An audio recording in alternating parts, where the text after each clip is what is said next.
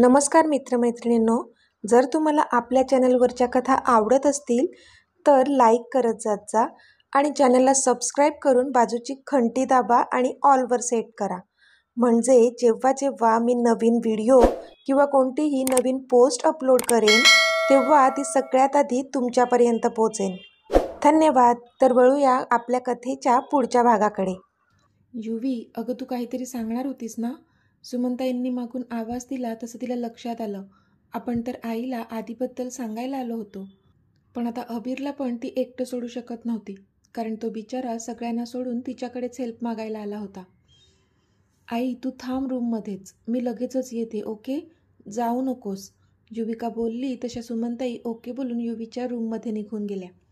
आपण ह्याचा कुर्ता वॉश करून त्याला मंडपात कोणाकडे तरी सोडून पटकन आईजवळ जाऊ आणि मग आईला आधीबद्दल आणि आपल्याबद्दल सगळं सांगू, असा विचार करून ती अबीरला घेऊन तिथून निघून गेली.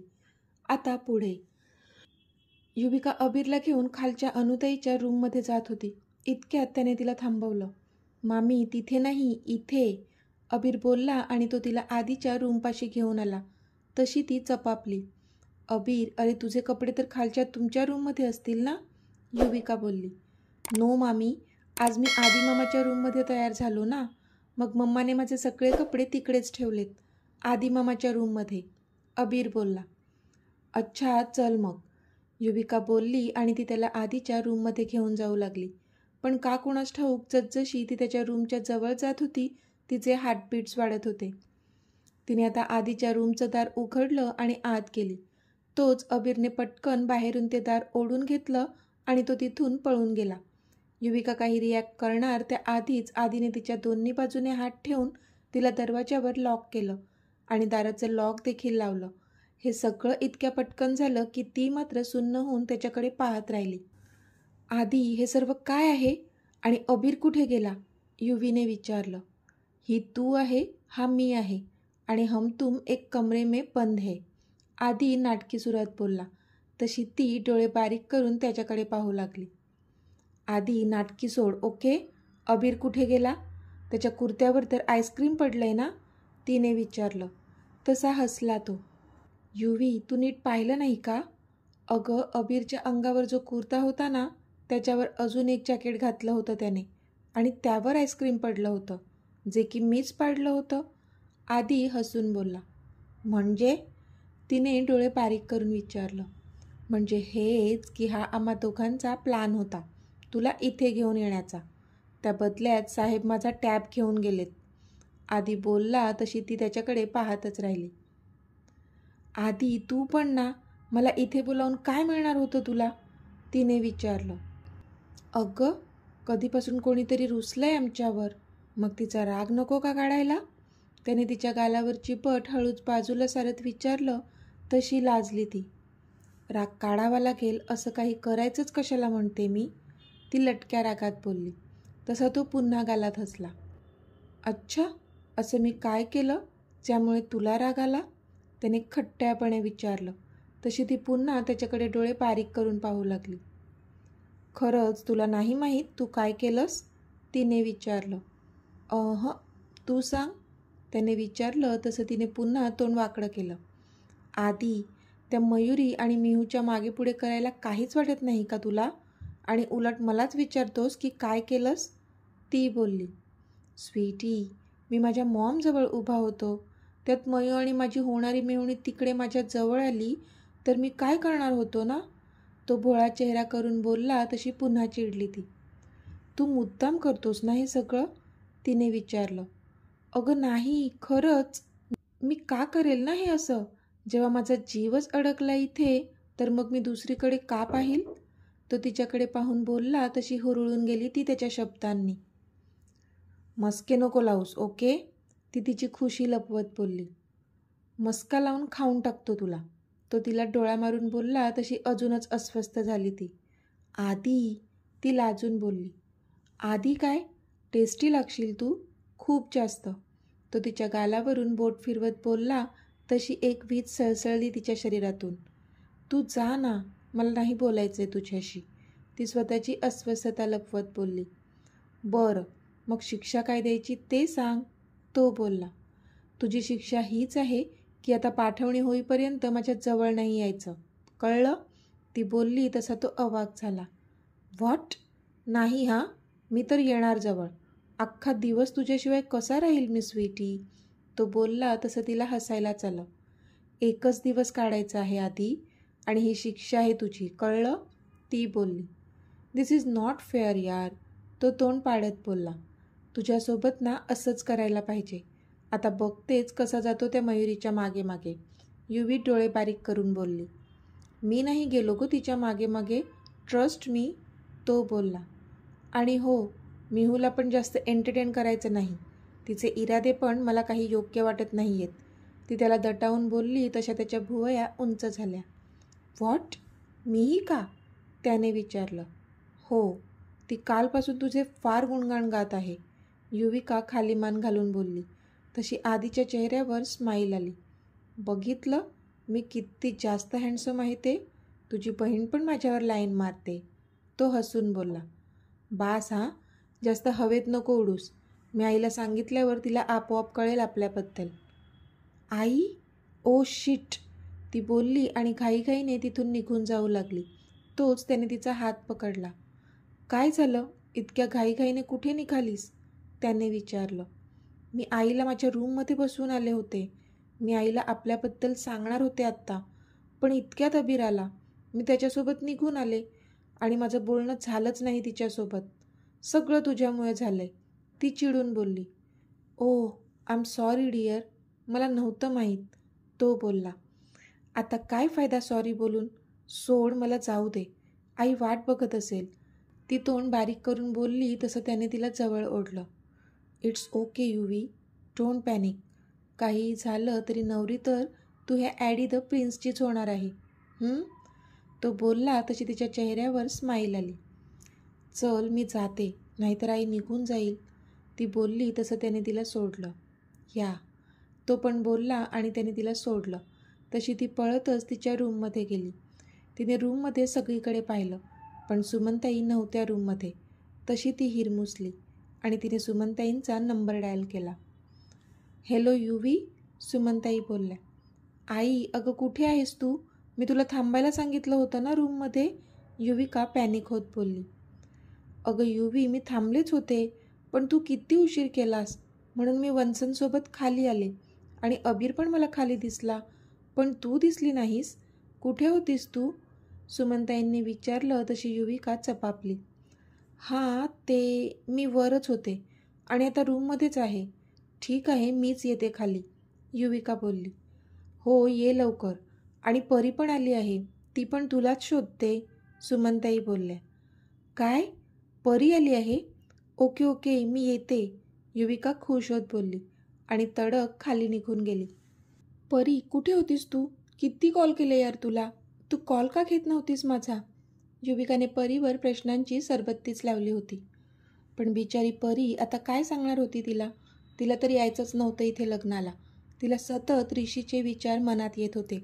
तो कायमचा US ला निघून जाणार आहे हे काही पचनी पडत नव्हतं तिच्या. काहीच करावंसं वाटत नव्हतं, कशातच मन लागत नव्हतं. पण फक्त युविकाच्या आग्रहाखातीर ती स्वतःचं मन मारून आली होती इथे. अगं बास बास, किती प्रश्न विचारशील? सॉरी यार, थोडा उशीर झाला, पण रिसेप्शनसाठी आले ना मी, परी बोलली. पण तरी युविकाने तोंड वाकडं केलंच.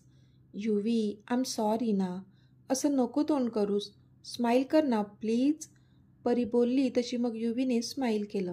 ठीक आहे, तू आलीस ना तेच माझ्यासाठी खूप आहे, युवी तिला मिठी मारत बोलली.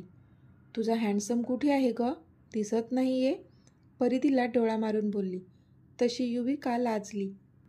हे, माझ्या सडूवर लाईन नाही मारायची हां, तुझा ऋषी आहे ना त्याच्यावर मार लाईन, युविका तिला खोटं खोटं दटावून बोलली. पण ऋषीचं नाव ऐकूनच परीचा चेहरा पडला. हे काय झालं? तू अपसेट का झालीस? मी काही चुकीचं बोलले का? आय एम सॉरी, युविका पटकन बोलली, कारण आता परीच्या डोळ्यात तिला अश्रू दिसले होते.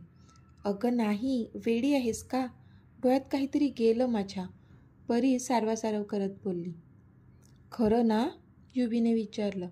हो ग बाई, खरंच, परी हसून बोलली. चल मग, आधी तिथे आहे, युविका एक्सायटेड होत बोलली. आणि परीला घेऊन आदी होता तिकडे जाऊ लागली. पण जसजसं त्या दोघी आदीच्या जवळ जात होत्या, परीची धडधड मात्र कमालीची वाढू लागली होती. का ते तर तिला देखील कळत नव्हतं. पण ते असं का होतं त्याचं कारण तिला थोड्या वेळातच कळलं. कारण आदी पाठमोरा होता आणि तो कोणाशी तरी बोलत होता. आदीने जशी पाठ फिरवली तसं समोर कोण होता ते तिला दिसलं आणि ती आ वासून त्याच्याकडे पाहू लागली. कारण समोर तोच होता, तिचा ऋषी, म्हणजेच रियांश रहेजा. रियांश पण आश्चर्याने तिच्याकडे पाहू लागला. दोघेही एकमेकांना एकटक पाहत होते. आदीला तर माहीत होतं, पण युवी, तिला ह्याची अजिबात कल्पना नव्हती. ती पण त्यांना बघतच राहिली. पण ती काही बोलणार त्या आधीच आदी सारवासारव करत बोलला. हे हाय परी, तू कधी आलीस? आदी बोलला तसे ते दोघेही भानावर आले. हां ते मी आत्ताच थोड्या वेळाआधीच आले, परी रियांशवरून नजर चोरत बोलली. ओके, बाकी कशी आहेस तू? ऑफिस कसं सुरू आहे तुझं? आदीने युविकाकडे पाहत काहीतरी विचारावं म्हणून विचारलं, कारण त्याला भीती होती की नक्कीच युवी त्या दोघांना काहीतरी विचारेल.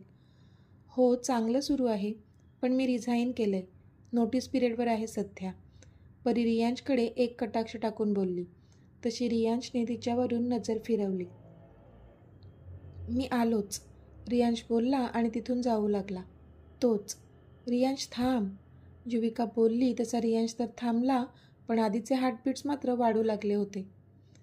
अरे, तुमची ओळख तर झालीच नाही, युविका बोलली तसे सगळे तिच्याकडे पाहू लागले. परी हा रियांश, आधीचा बेस्ट फ्रेंड, आणि रियांश ही परी, माझी बेस्टी. युविकाने हसून त्या दोघांची ओळख करून दिली. तसे ते एकमेकांकडे पाहू लागले.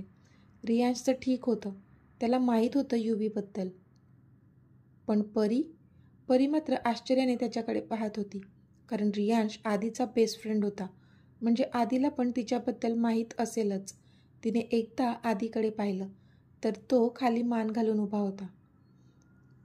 हॅलो परी, रियांशनेच हात पुढे केला. तसं मग तिने पण कसंबसं त्याच्या हातात हात दिला आणि त्याला हॅलो बोलली. एक्सक्यूज मी, परी बोलली आणि फास्ट चालत तिथून निघून गेली. तशी युविका पण तिच्या पाठी निघून गेली. परी अगं थांब ना, युविका धापा टाकत तिच्या जवळ पोचली होती. परी काय झालं, युविकाने विचारलं, कारण परीच्या डोळ्यात अश्रू होते. काही नाही, मला घरी जायचं आहे, परी डोळे पुसत बोलली. अगं आत्ताच तर आलीस ना आणि लगेच घरी काय झालंय, तुझ्या डोळ्यात पाणी का आहे, युविकाने विचारलं. तिला काहीच कळत नव्हतं की परी अशी का वागत आहे. काहीच नाही झालं युवी, प्लीज मला घरी जाऊ दे, परी बोलली. नाही हां, आधी काय झाले ते तू मला सांगशील, युविका तिला दटावून बोलली. पण पुढे परी काही बोलणार त्या आधीच युवी, अक्षयने तिला आवाज दिला. तसं युविका समोर पाहू लागली, पण अक्षयला पाहूनच तिने तोंड फिरवले. युविका, अगं कधीपासून आम्ही शोधतोय तुला, चल ये जरा, पाहुण्यांशी तुझी ओळख करून द्यायची आहे. अक्षयसोबत आकांक्षा पण आल्या होत्या आणि त्याच बोलल्या. तसं युवीला त्यांच्याकडे बघणं भाग झालं. युवी एकदा अक्षयकडे तर एकदा परीकडे पाहू लागली. आत्तू, फक्त थोडाच वेळ हां, मी आलेच, युविका परीकडे बघत बोलली. अगं ते पाहुणे जायला निघाले आहेत, तू प्लीज चल ना आत्ताच, आकांक्षा बोलल्या. तशी युवी परीकडे पाहू लागली. युवी तू जा, मी नाही जात कुठेच, मी आहे इथेच, परी बोलली. नक्की हां, नाही जाणार ना, युवी बोलली. हो ग बाई, नाही जाणार, तू जाऊन ये, परी कसंनुसं हसत बोलली. तशी मग युविका आकांक्षासोबत निघून गेली. परी मात्र तिथल्याच एका चेअरवर जाऊन बसली. हृदयात विचारांचं काहूर माजलं होतं. काही केल्या रियांश तिच्या मनातून जातच नव्हता. काय, तू US ला चाललायस, तेही कायमचं, आणि हे सगळं तू मला आत्ता सांगतोस, आधी खूप चिडला होता रियांशवर. आधी आय एम सॉरी, पण मला हा निर्णय घ्यावाच लागला. परी माझं काही एक ऐकत नाही आहे, ती मला समजूनच घेत नाही आहे. मान्य आहे मी चुकलो, पण त्याची इतकी मोठी शिक्षा ती मला देत आहे. आता तर ती जॉब पण सोडून जात आहे.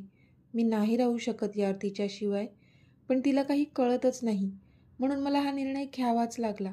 इथून दूर निघून गेल्यावर मी स्वतःला कामामध्ये गुंतवून ठेवेल आणि त्यामुळे कदाचित तिचे विचार मनात नाही येणार माझ्या, रियांश बोलला. तुला खरंच असं वाटतंय का की दूर गेल्याने तू परीला विसरू शकशील? आदीने विचारलं.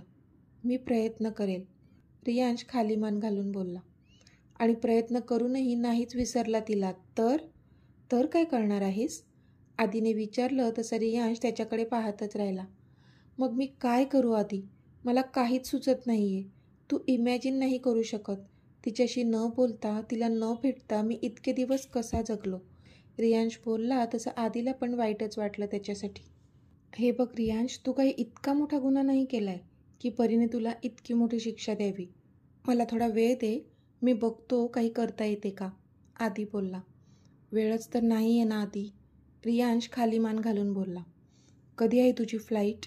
आदीने विचारलं. परवाची फ्लाईट आहे, रियांश बोलला. Oh okay, I have a plan, आदी बोलला आणि त्याने रियांशच्या कानात काहीतरी सांगितलं. ह्याने काय होईल आदी? रियांश तोंड पाडत बोलला. झालं तर चांगलंच होईल आणि नाही झालं तर तुझी फ्लाईट आहेच की परवाची. आपल्याला ट्राय करायला काय हरकत आहे, आदी बोलला. तशी मग रियांशने पण होमध्ये मान हलवली. मी आलोच, आदी बोलला आणि जिथे परी बसली होती तिथे गेला. त्याने पाहिलं तर परी शून्यात बघत बसली होती. हाय परी, आदीने तिला आवाज दिला तशी तिची तंद्री भंगली. तर मित्रमैत्रिणींनो, आजचा भाग तुम्हाला कसा वाटला ते मला कमेंटमध्ये सांगा. आणि जर आवडला असेल तर व्हिडिओला लाईक करा, शेअर करा आणि चॅनलला सबस्क्राईब करून बाजूची घंटी नक्की दाबा. चला तर भेटूया आपल्या पुढच्या भागात. तोपर्यंत धन्यवाद.